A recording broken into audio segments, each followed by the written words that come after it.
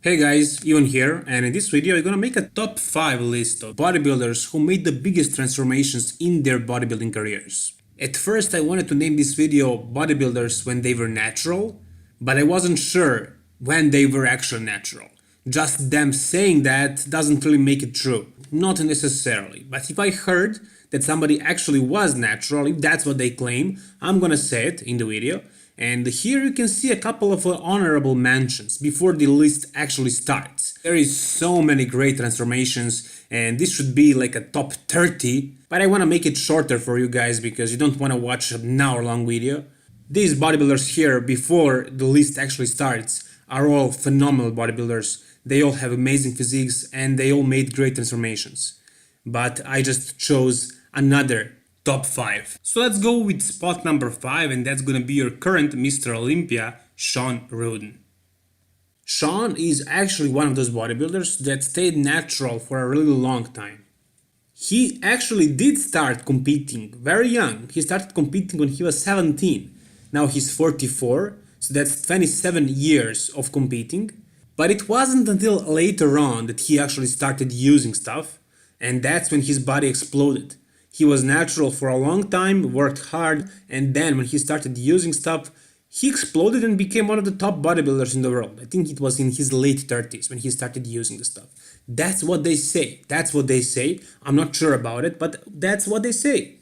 He is also known for making crazy transformations year after year because he doesn't like being on juice.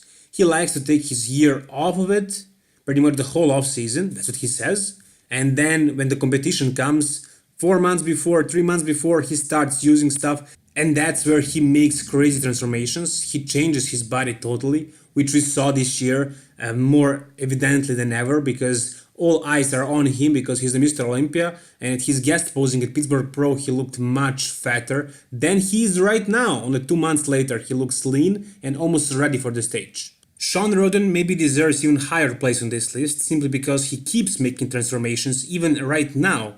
But would you say that his transformation is crazier than that of Flex Wheeler? I definitely do not think so. This transformation of Flex Wheeler, the way he looked when he was younger, is super crazy. I mean, he was so skinny that imagine if he came to you for advice. To you, yes, and he asked you, please tell me this and be honest.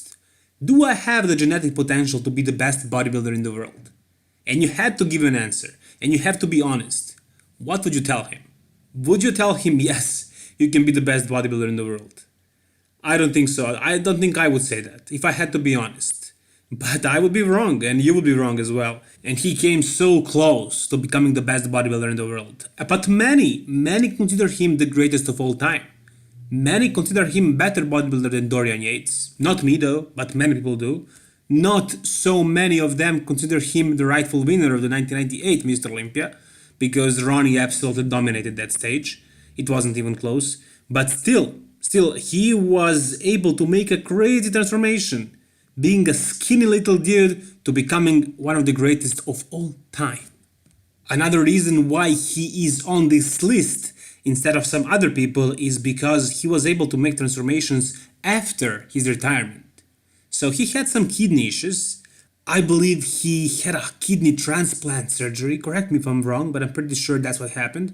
You can see a huge scar on the left side of his stomach. So that's probably the reason why he wasn't able to train hard or to train at all, or to eat right or to eat at all. And for that reason, actually he was probably eating, but not properly because he got fat. And you can see him on the right, how he looked at that point. But then later in 2016, he made a transformation, a crazy one. So he made a comeback. He competed against the other younger guys. He took 15th place, but in classic physique Mr. Olympia. He did great, he looked awesome, especially compared to what he looked like before.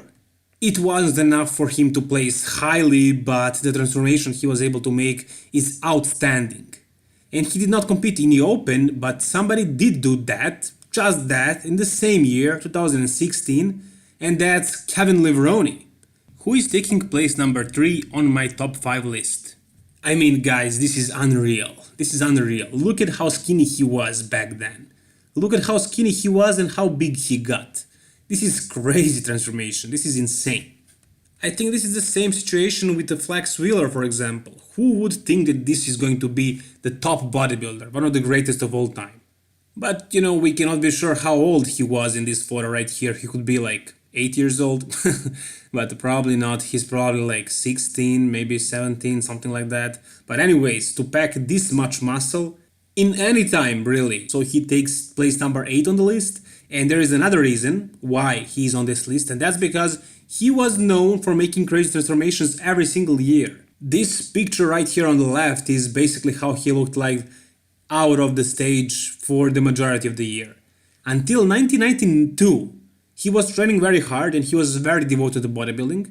In that year, he had a pec tear, and afterwards, he was never as focused as he was before. He was traveling around the world, he had a band, he was singing, I believe, and maybe playing another instrument, I'm not sure exactly, but he was having a lot of fun throughout the whole year. And 4 months, only 4 months before the competition, he would start using the stuff and training very hard and eating properly and everything, and he would look like this picture on the right. So he was able to make crazy transformations every single year. Out of the gym, out of the competition season, he looked like an average Joe. He looked like some guy who lifts. Some guy who trains occasionally, basically, with a bit better genetics. But on the stage, he was one of the greatest of all time. And this right here is the reason why he is higher on the list, higher than the 2 guys that I previously mentioned. So at first, he was a skinny kid. Then he became one of the greatest bodybuilders of all time. Then he remained that while looking like an average Joe in the off season, and then once he retired in the early 2000s, he took a break from everything for nearly 15 years. And then in 2016, he made a comeback, and it was a really successful comeback. Unlike Flex Wheeler, Kevin competed against the big guys. He tried to place high at the Mr. Olympia, and many people predicted him actually winning the show. This was the time when he gained a lot of popularity. I followed his transformation very carefully, and I noticed that many younger guys who did not know much about Kevin Levrone started following him then. So his business grew and everything, but the transformation he was able to make was really good. His lower body wasn't up to par, but his upper body, especially from the front, not that much, and that's the reason why he didn't place high at the Mr. Olympia, but his front upper body looked really impressive. As you can see, he's holding his ground against Cedric McMillan, who is currently one of the top pros, and he actually is taking place number 2 on my list. Yep, that's right. And I'm sure many of you are scratching your heads and thinking, why is he better than Flex? Why is he better than Sean or Kevin? What is the reason? Well, yeah, he was very skinny when he started, as you can see on the picture number left. But he was pretty jacked. He didn't look horrible. He didn't look super skinny. Yeah, he was skinny compared to what he is today, but still, he was a tall guy. It's not very easy to pack on the mass when you are as tall as he is, and that's my height, so trust me, I know. And the reason why I actually put him so high on this list is because the way he looked when he was 26 years old. Kevin, Sean, or Flex, they did look skinny when they were young, but when they were really young, when they were in their teens, when they were 16, 17, 15. But here, on this photo right here, you can see Cedric when he was 26. 26, guys, that's 3 years older than me. He was 26 here, and he did not look like anything he looks now. He did not look promising at all. I mean, Lee Haney retired when he was like 28 or something. Arnold also retired when he was, I think, 30. He retired once in 75, but then again in 1980. So many bodybuilders, especially old school bodybuilders, retired before they hit 30. But this is Cedric at 26. And at this point in time, he was not conditioned, he was not massive, he did not show any promise at all. And this is really motivating me personally, because I'm his height and I don't look like a promising professional bodybuilder right now, nothing like that. But when I look at Cedric here, he also doesn't look super impressive. I can compare his physique to mine and I can see that he wasn't much better than I am right now.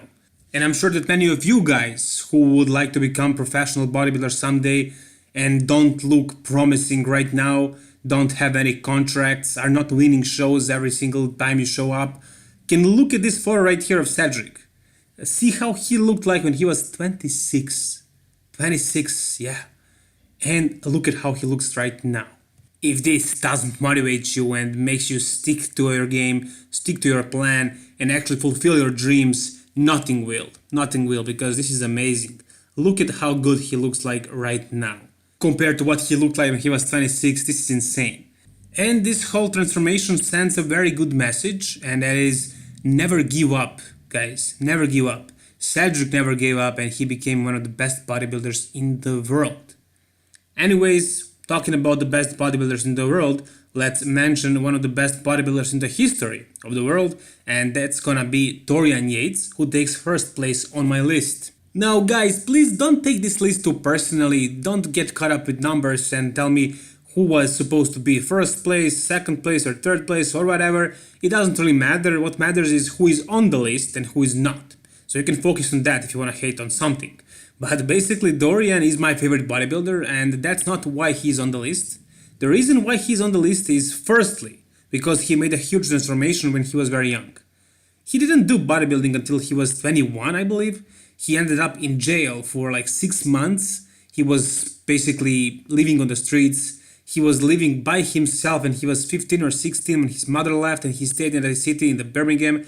And then later, when he got out of prison, he started basically doing bodybuilding, living in his own apartment, and he transformed his body so fast that when he was 18, you wouldn't be sure he ever had any potential to become a bodybuilder at all. But then when he was 23, in like 2 years, you would be sure that he has the potential to be one of the greatest of all time. So it wasn't that much of a transformation as much as it was fast, you know, because he wasn't training, he wasn't eating properly or anything. He was naturally strong, he had a good physique, but what he was able to make in such a short time span. But that is not really the reason why he is number one on the list. The reason why he is number one on the list is because he is the original mass monster. He is the first bodybuilder ever that took bodybuilding to that level. He took it to another level. He made a basically huge transformation of the sport, pretty much, not only of his body. And afterwards, everybody followed him. Some people blame him for destroying the sport, actually, but not me. I like the sport what it is today. And he was the one to do it first. So when he was basically packing on all that muscle in 1992 and 1993, he couldn't have taken anybody's advice because he was first in those waters. Nobody else has been there before. He was first. So when he took it to another level, everybody followed him, everybody copied him. Everybody did what he did, and then the whole sport changed.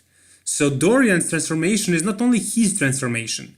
His transformation transformed the whole sport of bodybuilding, actually. So that's about it for this video, guys. If you enjoyed it, make sure to like it. And if you want to see more content like this, please subscribe to my channel. All the best, guys. Bye bye.